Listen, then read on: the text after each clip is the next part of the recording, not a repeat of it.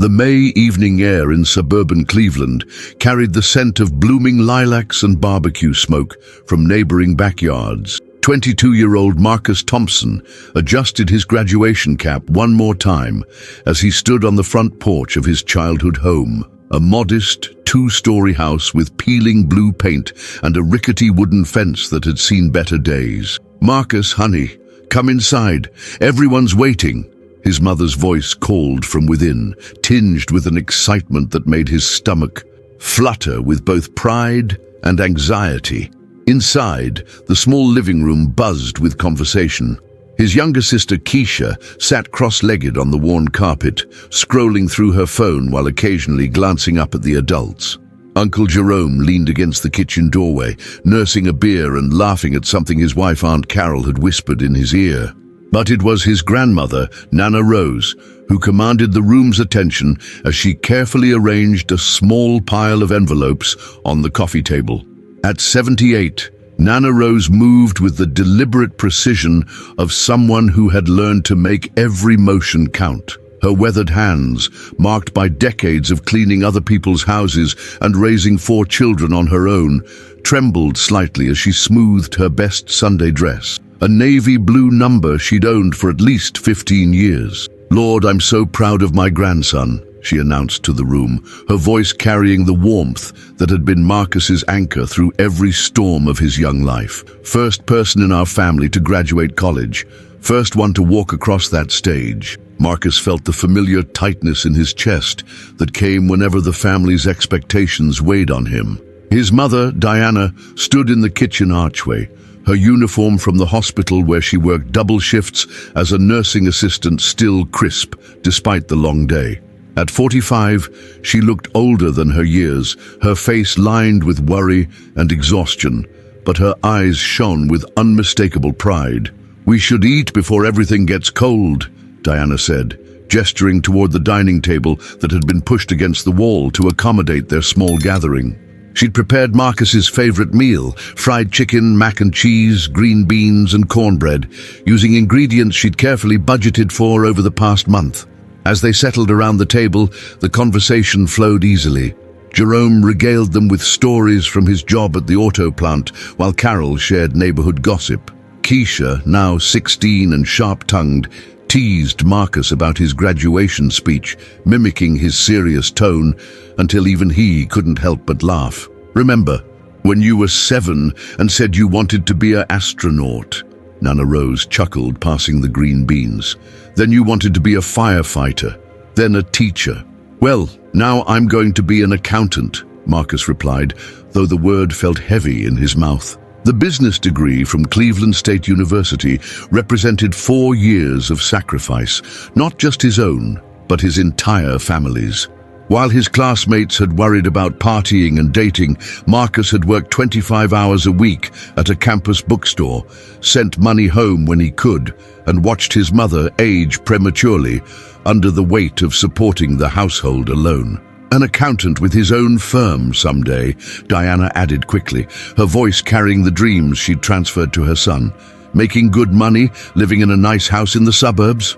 Marcus nodded, though the conversation made him uncomfortable.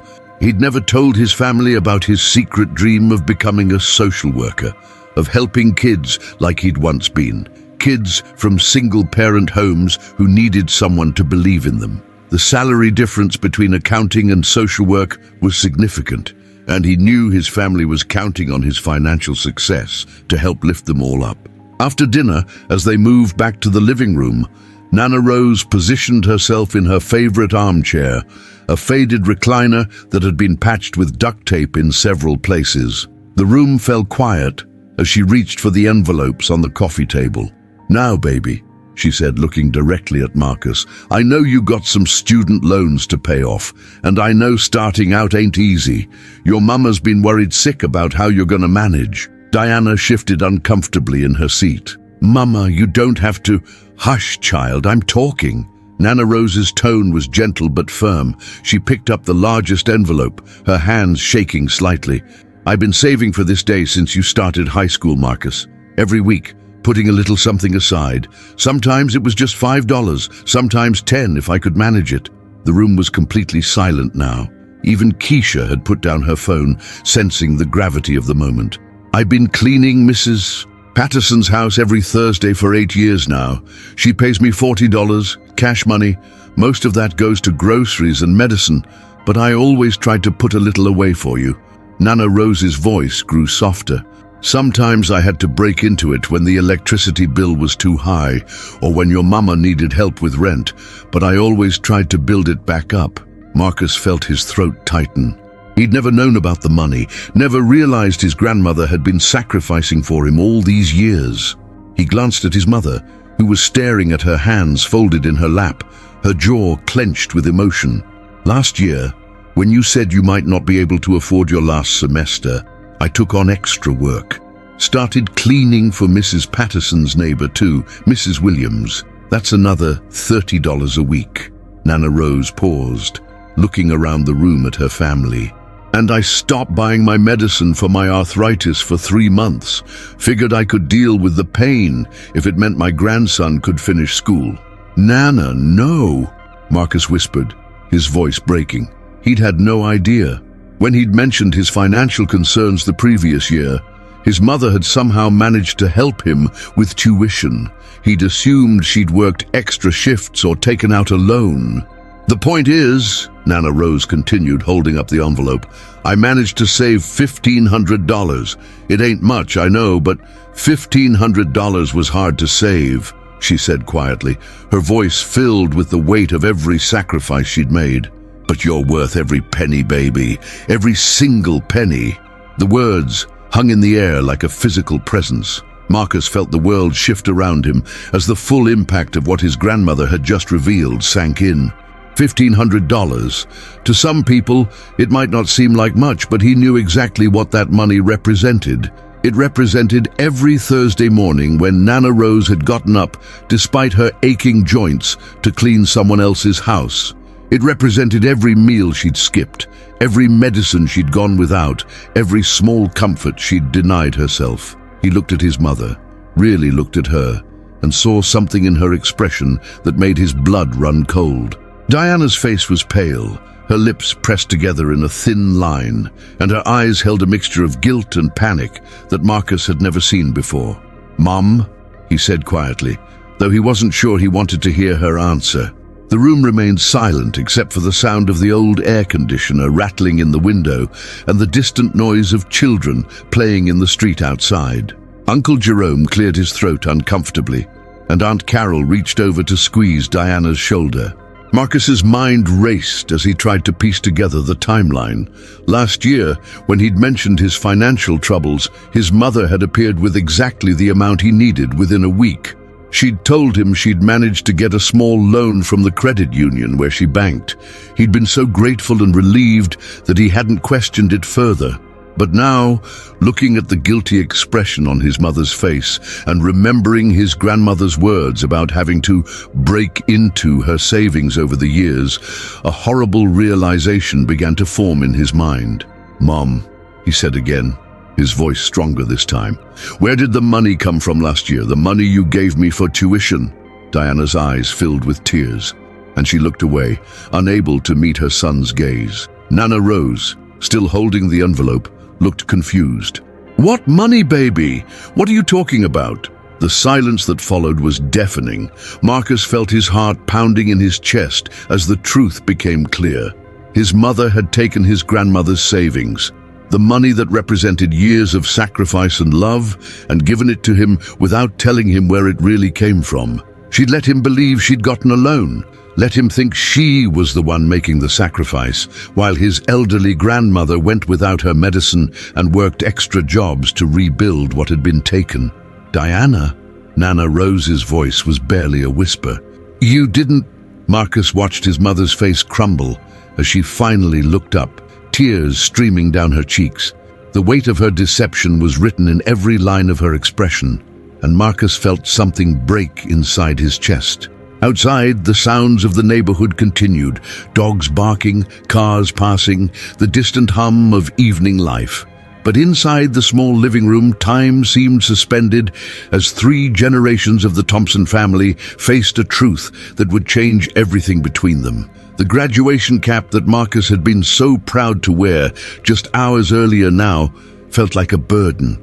Every accomplishment, every moment of pride in his achievement was now tainted by the knowledge of what it had really cost. Not just him, but the woman who had loved him unconditionally since the day he was born. The silence stretched on for what felt like hours, but was probably only minutes. Marcus could hear his own heartbeat, could feel the weight of everyone's eyes on him and his mother. Keisha had gone completely still, her teenage bravado replaced by a wide-eyed understanding that something significant was happening, something that would change their family dynamic forever. Diana Marie Thompson. Nana Rose's voice cut through the silence like a blade. She only used Diana's full name when she was truly upset.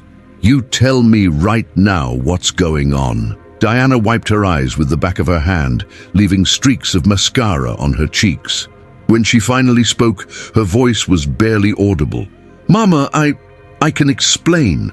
Then explain, Marcus said, his voice steadier than he felt. The initial shock was giving way to a cold anger that surprised him with its intensity.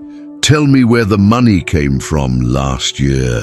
Diana looked around the room as if searching for an escape route, but there was nowhere to go. Uncle Jerome and Aunt Carol exchanged uncomfortable glances, clearly wishing they were anywhere else. Keisha pulled her knees up to her chest, wrapping her arms around them protectively. I took it from Mama's coffee can, Diana finally whispered, the words barely audible. The one she keeps in her bedroom closet. The admission hit the room like a physical blow. Nana Rose's face went pale, and she gripped the arms of her recliner so tightly her knuckles turned white. You went into my room? Into my private things? Nana Rose's voice shook with a mixture of hurt and disbelief. Diana, how could you? I was desperate. Diana's voice rose, defensive and raw. Marcus was about to drop out of school. Everything we'd worked for, everything we'd sacrificed for, it was all about to be for nothing. He needed that money, and I knew you had it saved up. I thought I could pay it back before you noticed. Marcus felt sick to his stomach. But you told me it was a loan from your credit union. You let me thank you for sacrificing for me when it wasn't even your money. I was going to tell you, Diana insisted, tears flowing freely now. I was going to explain everything after you graduated, after you got a good job and could help me pay Mama back. I never meant for it to be permanent. But you never did pay it back, did you? Nana Rose's voice was quiet, but it carried the weight of profound disappointment. I kept wondering why my savings weren't growing like they should. I thought maybe I was spending more than I remembered. Maybe my memory was getting bad. I blamed myself. The cruelty of that revelation hit Marcus like a punch to the gut. His grandmother had doubted herself, had questioned her own memory and judgment, rather than suspect her own daughter of theft. Mama, I tried, Diana pleaded. I worked extra shifts, I picked up weekend work, but between the bills and keeping food on the table and helping Marcus with his other expenses, there was never enough left over. And then you started working for Mrs. Williams, and I thought you were building it back up anyway, so maybe it wouldn't matter. It matters, Marcus said, his voice hard. It matters because it wasn't your decision to make. It matters because you lied to me. It matters because Nana went without her medicine because of money that was already gone. Keisha finally spoke up, her voice small and confused. Mom, why didn't you just ask Nana for the money? Why did you have to sneak around? Diana laughed bitterly, wiping her nose with a tissue Aunt Carol had quietly handed her. Because your grandmother would have said no. She would have told me that Marcus needed to figure it out on his own, that taking on more debt was part of being an adult. She would have been right, but I couldn't stand the thought of him dropping out when he was so close to finishing. So you made that decision for all of us, Marcus said. You decided that your way was better than honesty. You decided that Nana's sacrifice was worth less than your pride. It wasn't about pride, Diana snapped, her grief turning to anger. It was about love. It was about not wanting to see my son's dreams crushed because we're poor, because I couldn't afford to send him to school like other parents. I felt guilty every day since you were born because I couldn't give you the life you deserved. The raw pain in his mother's voice should have softened Marcus's anger, but instead it only made him more frustrated. You think I cared about being poor? You think I was ashamed of our life? The only thing I'm ashamed of now is that my education was built on lies and stolen money. Nana Rose had been quiet during this exchange, but now she slowly stood up from her chair. At 78, she wasn't tall, but she seemed to command the entire room as she walked over to where Diana sat.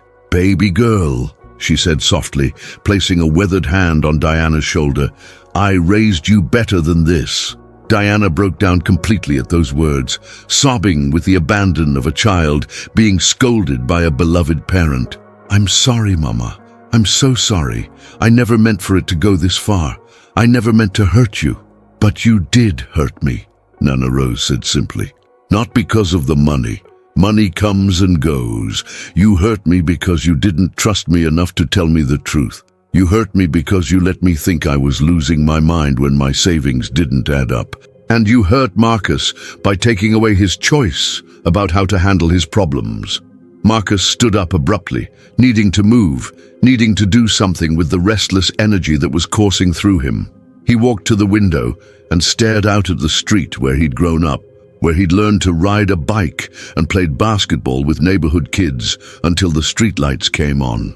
"I would have figured something out," he said without turning around. "I would have taken a semester off, worked more hours, applied for more financial aid. I didn't need you to save me, Mom. I needed you to trust me to save myself. But what if you couldn't?" Diana's voice was thick with tears. "What if you'd dropped out and never gone back? What if I'd watched you end up working dead-end jobs like me for the rest of your life?" Marcus turned around to face his family. Uncle Jerome and Aunt Carol looked deeply uncomfortable, clearly wishing they hadn't been present for this family implosion. Keisha was crying quietly, overwhelmed by the adult emotions swirling around her. "There's nothing wrong with your job, Mom," Marcus said firmly. "There's nothing wrong with our life. The only thing wrong here is that you were so ashamed of who we are that you were willing to steal from your own mother to change it." "That's not fair," Diana protested. "Isn't it?" Marcus challenged. "You just said you were afraid I'd end up working dead-end jobs like you. You act like our life has been some kind of tragedy that I needed to be rescued from. But you know what? I was proud of growing up here. I was proud of having a mother who worked 2 jobs to support her kids. I was proud of having a grandmother who loved me enough to clean houses to help me succeed." He gestured around the small living room with its mismatched furniture and worn carpet. "This house, this family, it's not perfect, but it's real. It's honest, or at least it was until today." Nana Rose had returned to her chair, and she was holding the envelope with the $1,500 with a kind of sad reverence. "You know what hurts the most?" she said quietly. "It's not that you took the money, Diana. It's that you made me feel like a fool. All those months when I couldn't figure out why my savings weren't growing, I thought I was getting senile. I started writing down every penny I spent, checking my math over and over. I asked Mrs. Patterson if she was sure she'd paid me because I couldn't account for where the money had gone." The room fell silent again as the full impact of Nana Rose's words sank in. Marcus felt a fresh wave of anger wash over him, but this time it was tempered by a deep, aching sadness for his grandmother. "I'm going for a walk," he announced suddenly. The small room felt suffocating, filled with too much emotion and too many broken pieces of trust. "I need some air." "Marcus, wait," Diana called after him, but he was already heading for the door. "Let him go," Nana Rose said softly. "That boy needs time to think. We all do." As Marcus stepped out into the cooling evening air, he could hear his mother crying behind him and his grandmother's gentle voice trying to comfort her. The sounds of his fractured family followed him as he walked down the sidewalk, past the familiar houses of his childhood, each step taking him further from the celebration that had turned into a nightmare. The graduation cap was still clutched in his hand, and as he walked, Marcus realized that this moment, this terrible, honest moment, might be more important to his education than anything he'd learned in 4 years of college. He was learning about the weight of choices, about the cost of deception, and about how love could be both a blessing and a burden. Behind him, in the small house with peeling blue paint, 3 generations of women were left to figure out how to heal from a wound that had been festering for over a year. And somewhere in the distance, the sounds of the neighborhood continued, life going on, oblivious to the fact that the Thompson family would never be quite the same again. Marcus walked for nearly an hour through the familiar streets of his neighborhood, his graduation cap still clutched in his hand like a talisman. The spring evening had turned cool, and the streetlights were beginning to flicker on, casting long shadows across the cracked sidewalks. He found himself at Brookside Park, the same playground where his grandmother had pushed him on swings when he was 5, where his mother had taught him to throw a baseball when he was 8. He sat on one of the old wooden benches, the same ones that had been there for as long as he could remember, and tried to process everything that had happened. The weight of his family's sacrifices felt heavier now, more complicated. It wasn't just about the money anymore. It was about trust, about choices, about the stories families tell themselves to survive. His phone buzzed with a text from Keisha. "Mom's been crying for an hour. Nana made her some tea. Uncle Jerome and Aunt Carol went home. When are you coming back?" Marcus stared at the message for a long time before typing back, "Soon. Just need to think." "Are you really mad at her?" came Keisha's quick reply. The question hung in the air, like the evening mist that was starting to roll in from Lake Erie. Was he mad? Yes, but it was more complicated than simple anger. He was hurt, disappointed, confused, and underneath it all, still grateful for everything his family had done for him. The complexity of it all made his head ache. Another text from Keisha. "Nana's asking if you want her to save you some cake." Despite everything, Marcus smiled. Even in the middle of family drama, his grandmother was thinking about cake. It was such a perfectly Nana Rose thing to do, focusing on the small, practical acts of love, even when the big emotions were too overwhelming to address directly. He was about to reply when he heard footsteps on the gravel path. Looking up, he saw his mother approaching slowly, her hospital uniform replaced by an old Cleveland Cavaliers sweatshirt and jeans. She looked smaller somehow, diminished by the weight of her confession. "Keisha told me where you'd gone," Diana said softly, gesturing toward the bench. "Mind if I sit?" Marcus scooted over without saying anything, and they sat in silence for several minutes, watching a few teenagers play basketball on the court under the park's lights. The rhythmic bounce of the ball and the squeak of sneakers on asphalt provided a soundtrack to their uncomfortable quiet. "I used to bring you here when you were little," Diana finally said. "When things got tough at home, when the bills were piling up, and I didn't know how we were going to make it through another month. You'd play on the swings, and I'd sit right here and try to figure out how to be a better mother." Marcus didn't respond, but he didn't get up and leave either, which Diana seemed to take as encouragement to continue. "I was 17 when I got pregnant with you," she said, her voice barely above a whisper. "Your father was 18, and when I told him, he said he wasn't ready to be a dad, said he had his whole life ahead of him and didn't want to be tied down. I never saw him again after that conversation." This wasn't new information to Marcus. He'd known the basic facts of his origin story since he was old enough to ask questions, but hearing it now, in the context of everything that had happened tonight, gave it a different weight. "Mama wanted me to give you up for adoption," Diana continued. "She said I was too young, that I didn't understand what I was getting myself into. She was probably right, but I couldn't do it. I took one look at you when you were born, and I knew I'd rather mess up trying to be your mother than spend the rest of my life wondering who you'd become." A police car drove slowly past the park, its headlights sweeping across the playground equipment. Marcus watched it go, thinking about all the times he'd seen that same patrol route during his childhood walks with his grandmother. "I made so many mistakes," Diana said, her voice thick with emotion. "So many times when I didn't know what I was doing, when I was just guessing and hoping I wouldn't screw you up too badly. But through all of it, the one thing I never doubted was that I loved you more than my own life. That's never changed, Marcus. Not ever. I know that, Marcus said quietly. I've always known that. But Mom, love doesn't justify everything. Love doesn't make lying okay. Diana nodded, wiping her eyes with the sleeve of her sweatshirt. You're right. You're absolutely right, and I don't have a good excuse for what I did. I was scared, and I was desperate, and I made the wrong choice. But Marcus, I need you to understand something. She turned to face him fully, and in the dim light from the street lamps, Marcus could see the exhaustion and regret etched in every line of her face. When you called me last year, crying because you didn't know how you were going to pay for your last semester, I heard something in your voice that I'd never heard before. You sounded broken, like you were giving up on everything you'd worked for. And all I could think about was how I'd failed you. You didn't fail me, Marcus protested. Didn't I? Diana's laugh was bitter. I'm a 45-year-old woman who never finished high school. I've worked minimum wage jobs my entire adult life. I've never owned a home, never had a savings account with more than a few $100s, never been able to give my children the things their friends take for granted. When you needed help, I didn't have anything to give you. Marcus felt his anger softening slightly, replaced by a deep sadness for his mother's pain. Mom, you gave me everything that mattered. You gave me values and work ethic, and I gave you nothing, Diana interrupted.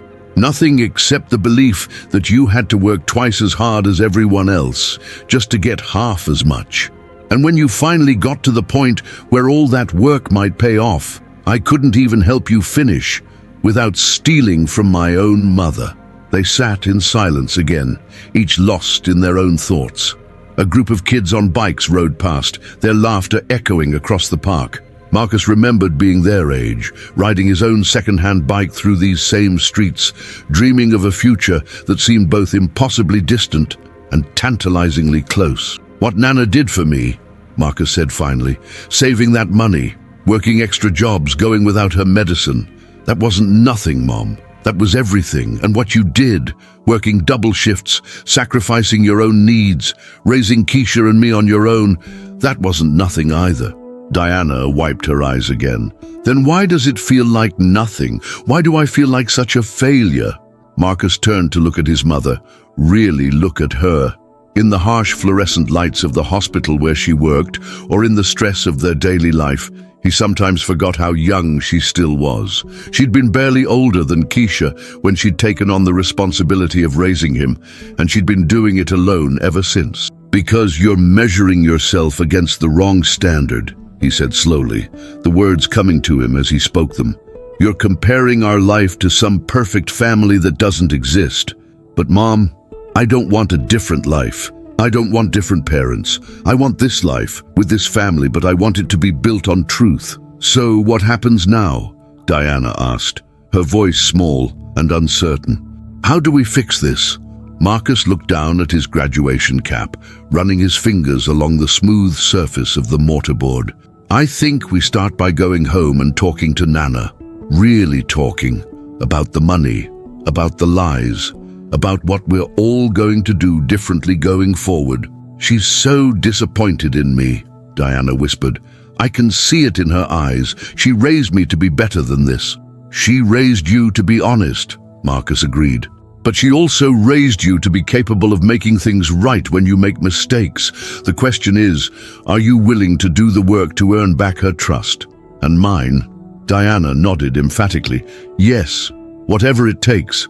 I'll pay back every penny, even if it takes me years. I'll work extra shifts, I'll get a second job, Mom, Marcus interrupted gently. It's not just about the money.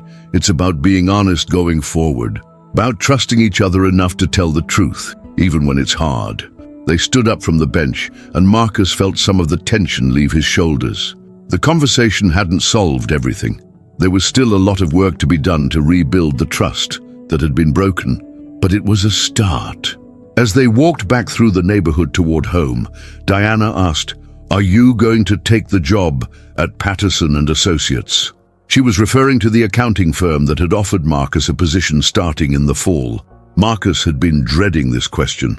The job paid well enough to help his family, to pay off his student loans, to start building the kind of financial security they'd never had.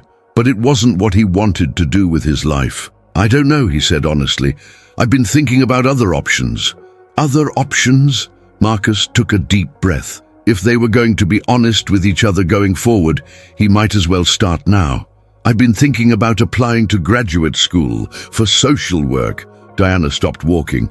"Social work, but Marcus, that doesn't pay nearly as much as accounting. And after everything we've sacrificed, don't I deserve to choose my own path?" Marcus asked gently.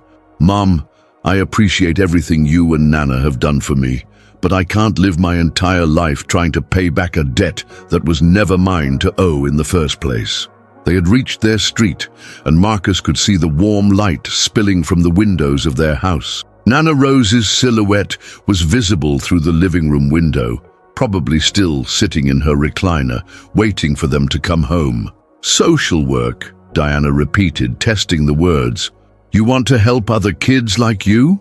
"Kids like us," Marcus corrected. "Kids from families that love each other but don't always know how to show it in healthy ways. Kids who need someone to believe in them, but also someone to tell them the truth about what they're capable of." Diana was quiet for a long moment, and Marcus worried that he'd pushed too hard, too fast. But when she finally spoke, her voice was thoughtful rather than angry. "Your Nana's going to love that idea," she said softly. "She always said you had a gift for seeing the best in people, even when they couldn't see it in themselves." As they approached the front door, Marcus felt a mixture of anticipation and apprehension. The conversation with his mother had been a good start, but the real work of rebuilding their family's trust was just beginning. And there was still the matter of Nana Rose's $1,500, still sitting on the coffee table in its envelope, representing years of love and sacrifice that Marcus now understood in a completely different way. But for the first time since his grandmother had spoken those fateful words at dinner, Marcus felt hopeful. Not because the problems had been solved, but because they were finally being acknowledged, and sometimes he was learning that was the most important step of all. The house felt different when Marcus and Diana walked back inside. The celebratory atmosphere from earlier in the evening had been completely replaced by something quieter, more solemn, but also somehow more real. Nana Rose was still in her recliner, but now she had a cup of tea in her hands and was wearing her reading glasses, looking over what appeared to be a small notebook. Keisha was curled up on the couch with a blanket, pretending to watch TV, but obviously waiting for them to return. She looked up hopefully when they entered, searching their faces for signs of resolution. "Y'all work things out?" Nana Rose asked without looking up from her notebook. "We're working on it," Marcus replied, settling onto the couch next to his sister. Diana remained standing, shifting nervously from foot to foot, like a child waiting to be scolded. Nana Rose finally looked up, studying both of them over her reading glasses. "Good, because we got some things to discuss, and we're gonna do it right this time, with truth and respect." She set down her teacup and held up the notebook. "This here is where I've been keeping track of my savings for the past 5 years. Every dollar I put in, every dollar I had to take out for emergencies, I wrote it all down because I wanted to make sure I was being responsible with the money I was trying to save for Marcus." Diana winced visibly at the mention of the careful record-keeping that her theft had disrupted. "According to my records," Nana Rose continued, "I should have had $2,347 saved up by the time Marcus graduated, but I only got $1,500. She looked directly at Diana. "Now I know where that missing $847 went." The specific amount seemed to make Diana's betrayal more real, more concrete. It wasn't just some money she had taken. It was $840 that her mother had carefully saved, dollar by dollar over months and years. "Mama, Diana started, but Nana Rose held up her hand. "Let me finish. I've been thinking all evening about what happened here tonight, and I got some things to say to all of y'all." She adjusted her glasses and looked around the room, making eye contact with each of them. "First, Diana, what you did was wrong. You stole from me, you lied to your son, and you made me doubt my own mind. That's 3 separate hurts, and they all matter." Diana nodded, tears starting to flow again. "I know, Mama. I'm so sorry." "I know you are, baby. But sorry ain't enough by itself. Sorry is just the starting point. What matters now is what you do next." Nana Rose's voice was firm, but not unkind. "You gonna pay back every penny you took with interest. Not because I need the money. Lord knows we've all gotten by with less. But because you need to do the work to earn back my trust." "Yes, Mom," Diana whispered. "But more than that," Nana Rose continued, "you gonna start being honest with this family about our finances. No more pretending you got everything under control when you don't. No more making decisions about money that affects all of us without talking to us first. We're a family, which means we handle our problems together." Marcus watched his mother nod, seeing something he'd rarely witnessed before, Diana accepting help instead of insisting she could handle everything on her own. "Now, Marcus," Nana Rose turned to him, "you got some learning to do too." Marcus looked surprised. "Me? But I didn't—" "You didn't steal, no. But you did something almost as harmful. You carried this family's financial worries like they were your responsibility alone. You worked yourself to the bone trying to make sure you didn't burden us, and in doing that, you made your mama feel like she had to fix everything in secret." The observation hit Marcus like a revelation. He'd been so focused on being independent, on not being a burden, that he'd inadvertently created the very situation he'd been trying to avoid. "Son, we love you. That means your problems are our problems, and our problems are your problems. When you were struggling with tuition, you should have sat down with all of us and figured out a solution together. Instead, you suffered alone, which made your mama panic and do something desperate." Marcus felt a new kind of guilt settling in his chest. "I was trying to protect you all, and I was trying to protect you," Diana added quietly. "Look how well that worked out for everybody." Keisha, who'd been unusually quiet throughout this conversation, finally spoke up. "So, we're all just going to start telling each other everything, even the bad stuff?" Nana Rose smiled, the first genuine smile Marcus had seen from her all evening. "Especially the bad stuff, baby girl. The good stuff is easy to share. It's the bad stuff that tears families apart when we try to handle it alone." She reached for the envelope containing the $1,500 and held it out to Marcus. "Now, this money here, it's yours. I saved it for your graduation, and that's what it's for." Marcus shook his head. "Nana, I can't take that. Not after what happened, not knowing what it cost you." "Boy, don't you dare insult me by refusing my gift," Nana Rose said with mock sternness. "I saved this money because I wanted to help you start your adult life right. The fact that your mama made some poor choices along the way doesn't change my intention. But your medicine, my medicine is my choice to make. And yes, I went without it for a few months, but that was my decision. I'm a grown woman who's been making hard choices for 78 years. Don't you take that agency away from me by treating me like a victim." Marcus looked at the envelope, then at his grandmother's determined face.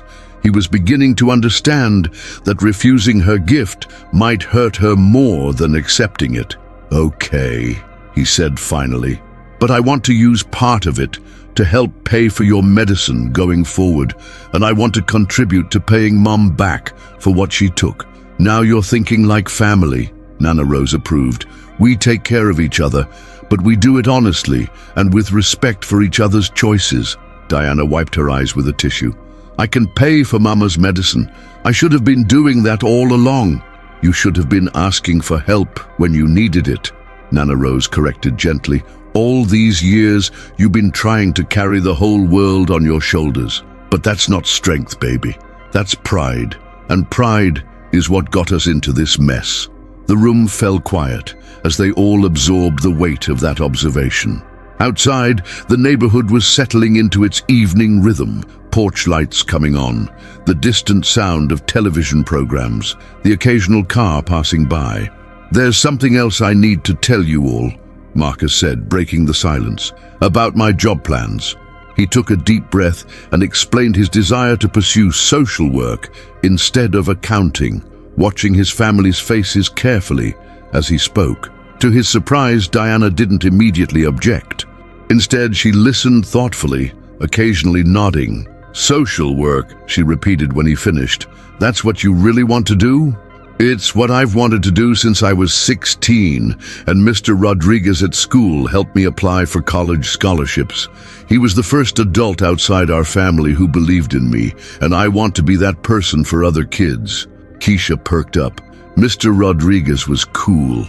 Remember when he came to dinner that one time and ate 3 helpings of Nana's mac and cheese? The memory made them all smile, breaking some of the tension that had dominated the evening. "Social workers don't make as much money as accountants," Diana said carefully.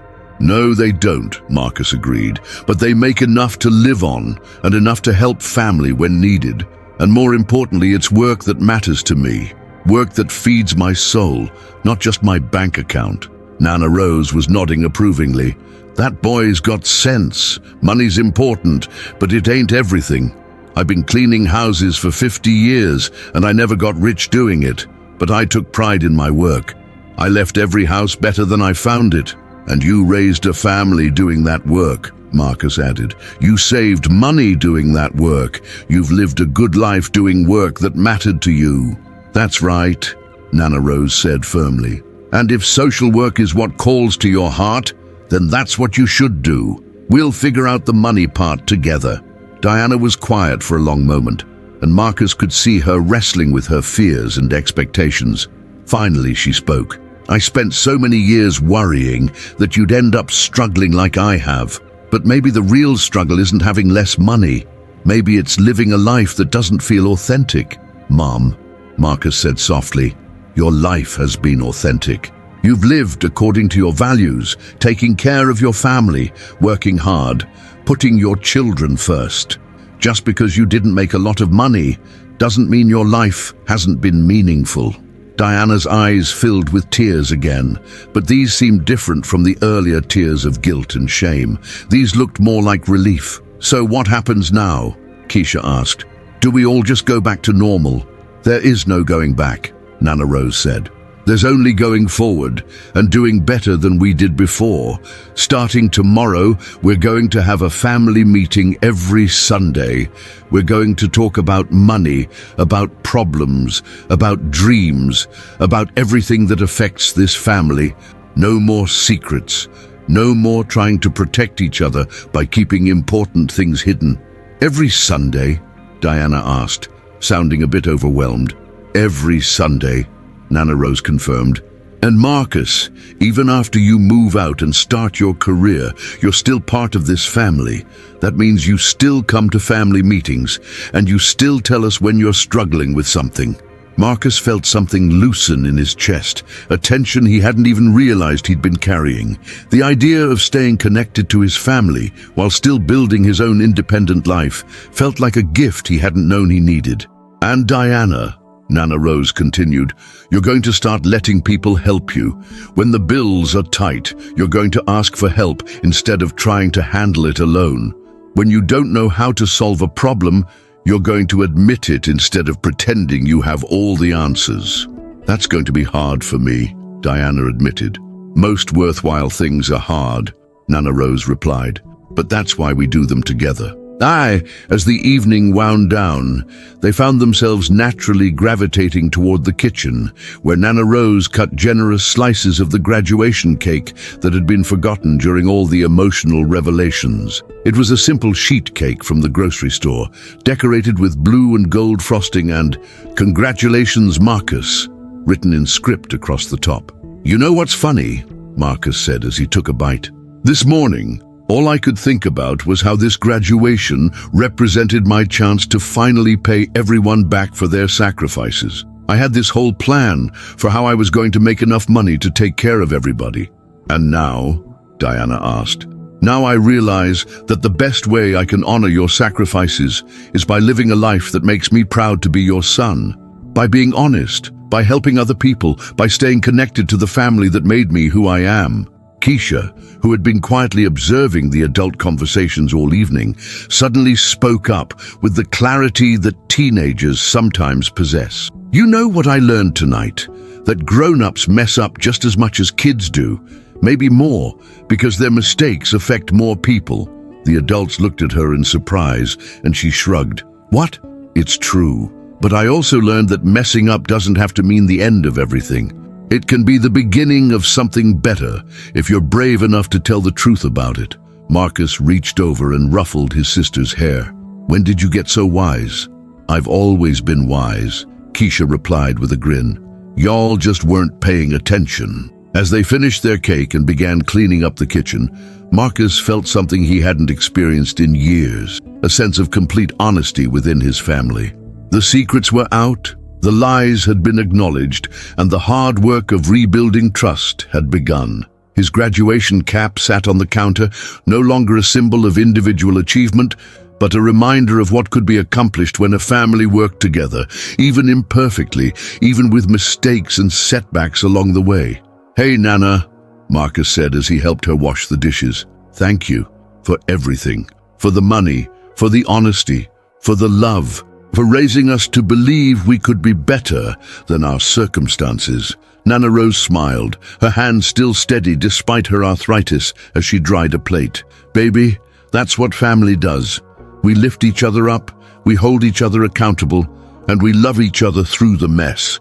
Tonight was messy, but it was also real, and real is always better than pretty lies." Outside, the neighborhood had settled into quiet. But inside the small house with the peeling blue paint, 3 generations of the Thompson family were learning what it meant to build their lives on a foundation of truth. It wasn't perfect, and it wasn't easy, but it was theirs. Authentic, honest, and stronger for having survived the storm of this difficult evening.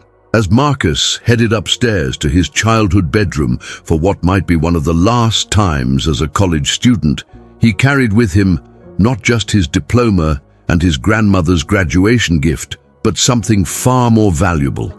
A family committed to facing the future together, with all their flaws and strengths laid bare. The $1,500 had indeed been hard to save, but the lesson learned from those words about honesty, sacrifice, and the true meaning of family was priceless. And as Marcus drifted off to sleep, he knew that no matter what challenges lay ahead in his career as a social worker, he would face them with the unshakable foundation of a family that had learned to love each other, not despite their imperfections, but because of them.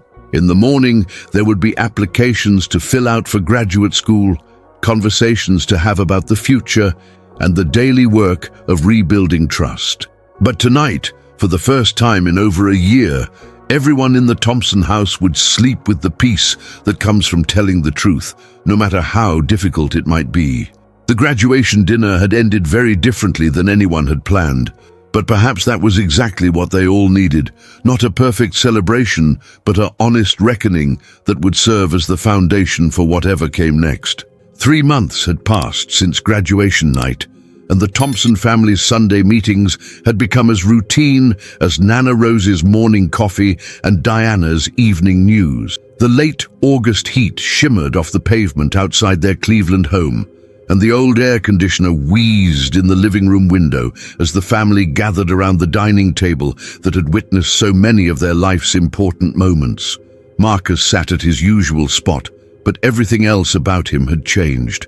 Gone was the uncertain college graduate who had walked across that stage in May. In his place sat a young man who had spent the summer working at a local community center while preparing his applications for graduate school in social work. His face carried the confidence that comes from living authentically, from making choices based on passion rather than obligation. "All right, family meeting time," Nana Rose announced, settling into her chair with a small notebook. A new one, different from the savings record that had exposed so much pain months earlier. This one was labeled Thompson Family Business in her careful handwriting. Diana looked different too. The weight of carrying family secrets alone had lifted from her shoulders, replaced by something lighter but more substantial, the shared responsibility of honest communication. She'd kept her word. But paying back the money, working extra weekend shifts at the hospital, and picking up freelance cleaning jobs. More importantly, she kept her word about asking for help when she needed it. "Financial update first," Diana said, consulting her own small notebook. "I paid Mama back another $200 this week, which brings the total repaid to $647. I've got $200 left to go." "And your medicine, Nana?" Marcus asked, a routine question that had become part of their weekly check-ins. "Got it filled regular on time every month since June," Nana Rose reported with satisfaction. "No more missing doses because somebody thinks they know better than the doctor." Keisha, now a junior in high school and working part-time at a local bookstore, looked up from the college brochures she'd been flipping through. "Speaking of doctors, I made an appointment for all of us to get checkups. Preventive care is cheaper than emergency care, and our insurance covers annual exams." The adults stared at her in amazement. 16-year-old Keisha had become the family's unofficial research specialist, the one who looked up resources and found solutions they hadn't known existed. "When did you become the responsible one in this family?" Marcus teased. "Someone had to," Keisha replied with a grin. "Y'all were too busy being dramatic about money and feelings." Nana Rose chuckled. "That girl's got more sense than the rest of us combined.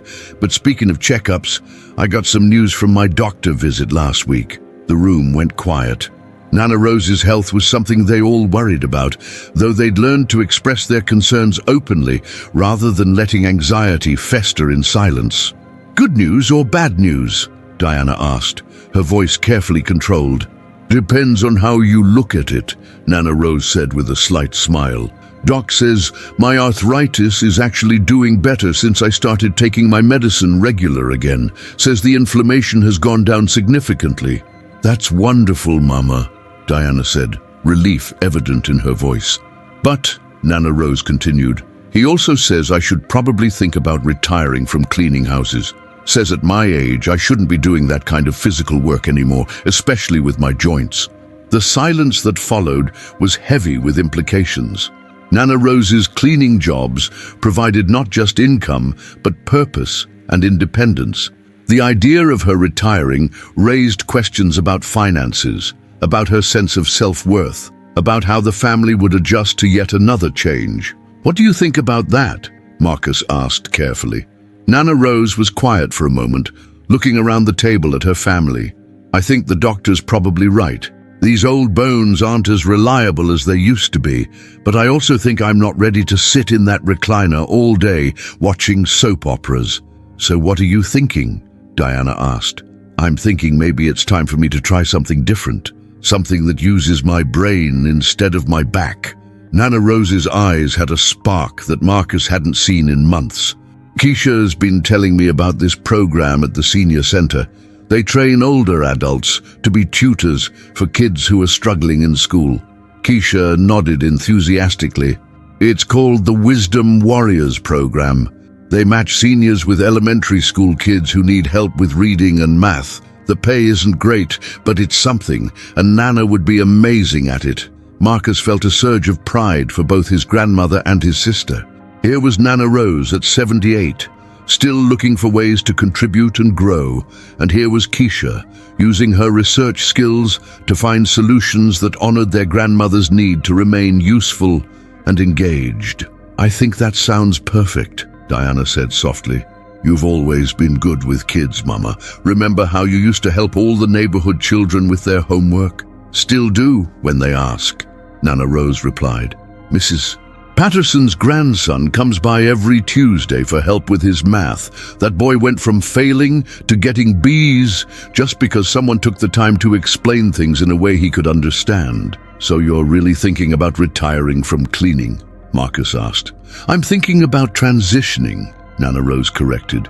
"Going from work that hurts my body to work that feeds my soul. Seems like a smart trade-off at my age." Marcus smiled, recognizing the echo of his own decision to choose social work over accounting. "I think you're right. And speaking of transitions, I have some news too." He took a deep breath, looking around the table at his family. I got accepted to the graduate program at Case Western, full assistantship. They're paying my tuition and giving me a stipend to work in their community outreach office. The eruption of excitement around the table was immediate and genuine. Keisha actually whooped. Diana clapped her hands together and Nana Rose beamed with pride. "That's wonderful, baby," Diana exclaimed. "Case Western, that's a really good school." "It is," Marcus agreed. "And the best part is, I'll be able to stay in Cleveland while I'm in school. I can get my own apartment, start building my independence, but still be close enough for Sunday family meetings. Now that's what I call having your cake and eating it too," Nana Rose said approvingly. "There's more," Marcus continued. "The community outreach work I'll be doing, it's with at-risk youth in Cleveland public schools. I'll be helping kids who are dealing with some of the same challenges I grew up with: poverty, family stress, feeling like college isn't possible for people like them." Diana wiped her eyes, and Marcus realized these were happy tears, not the tears of grief and guilt that had marked their family meetings earlier in the summer. "I'm so proud of you," she said simply, "not because you're going to graduate school, but because you chose a path that makes you excited to get up every morning." "Speaking of exciting mornings," Keisha interjected, "I have news too. I applied for the early admission program at Ohio State, and I got in." This announcement was met with stunned silence. Keisha was only 16, young for a junior in high school, and certainly young to be thinking seriously about college applications. "Early admission?" Diana asked. "Honey, you don't have to rush." "I'm not rushing," Keisha said firmly. "I'm being strategic. The early admission program means I can start taking college classes part-time while I finish high school. By the time I graduate, I'll already have a year of college credits completed, which means I can finish my degree faster and cheaper." Marcus stared at his little sister with newfound respect. "Keisha, that's brilliant. But are you sure you're ready for college-level work?" "I've been ready for college-level work since I was 14, Keisha replied matter-of-factly. "High school is honestly kind of boring. Besides, I want to study business and finance. Watching this family's money drama over the years has taught me that financial literacy is a superpower that not enough people have." Nana Rose laughed out loud. "Lord have mercy. This girl wants to be our family's financial advisor." "Someone needs to be," Keisha said with a shrug. "No offense, but y'all have been making money decisions with your hearts instead of your heads for too long. Love is important, but so is having a budget and an emergency fund." Diana looked both proud and slightly offended. "Well, excuse us for not being financial geniuses. You don't have to be geniuses," Keisha said gently. "You just have to be willing to learn. And that's what I want to do. Learn everything I can about money management, business planning, investment strategies. I want to be the person in this family who can help us make smart decisions with our resources." Marcus felt a profound sense of gratitude for his sister's practical wisdom. While he had chosen a path focused on helping others emotionally and socially, Keisha was choosing to help their family, and eventually other families, navigate the practical realities of financial stability. "So what does this mean for our family dynamics?" Diana asked. "Marcus moving out, Keisha starting college early, Mama changing careers?" "It means we're all growing," Nana Rose said simply. "And growing is good, as long as we remember to stay connected while we do it." "The Sunday meetings continue," Marcus said firmly. "No matter where I'm living or what we're all doing during the week, we check in with each other every Sunday. That's non-negotiable." "Agreed," Diana said. "And we keep being honest about our struggles. I don't want us to fall back into old patterns of trying to protect each other by keeping secrets." "On that note," Keisha said, "I have a confession. I've been saving money from my bookstore job, and I've already got almost $800 in a savings account. I was going to surprise everyone by helping pay for Marcus's moving expenses, but then I realized that would be doing the same thing Mom did, making financial decisions for the family without consulting anyone." Astu, the parallel to Diana's earlier deception, wasn't lost on anyone, but instead of creating tension, it seemed to highlight how much they'd all learned about the importance of transparency. Good catch, Marcus said approvingly. So what do you want to do with the money? I want to split it 3 ways, Keisha said. Part of it goes toward Marcus's moving expenses if he wants help. Part of it goes into a family emergency fund that we all contribute to and all have access to. And part of it stays in my personal college fund. Diana shook her head in amazement. When did my teenage daughter become more financially mature than her 45-year-old mother? When she watched her family struggle with money problems that could have been avoided with better communication and planning, Keisha replied. Plus, I've been reading a lot of books about personal finance. Did you know that most families who live paycheck to paycheck could build an emergency fund just by tracking their spending and eliminating unnecessary expenses? She's been reading to me from those books, Nana Rose added. Smart stuff. Makes me wish I'd known some of these things when I was raising my kids. It's never too late to learn, Keisha said diplomatically. As their meeting wound down, Marcus looked around the table and felt a deep sense of satisfaction. This wasn't the family he'd imagined growing up. They weren't wealthy, they weren't perfect, and they still faced real challenges. But they were honest with each other. They supported each other's dreams, and they were all actively working to build better lives while staying connected to their roots. You know what I realized? Diana said as they began clearing the table. All those years, I was ashamed of our life, ashamed that I couldn't give you all more. But looking at who you've both become, I think maybe our life was exactly what it needed to be. Mom, Marcus said softly, our life taught me that love is more important than money. But that doesn't mean money doesn't matter. It taught me to work hard, to value education, to never take anything for granted. Those are good lessons. And it taught me that financial security isn't about how much money you make, Keisha added. It's about how wisely you manage whatever you have and how well you plan for the future.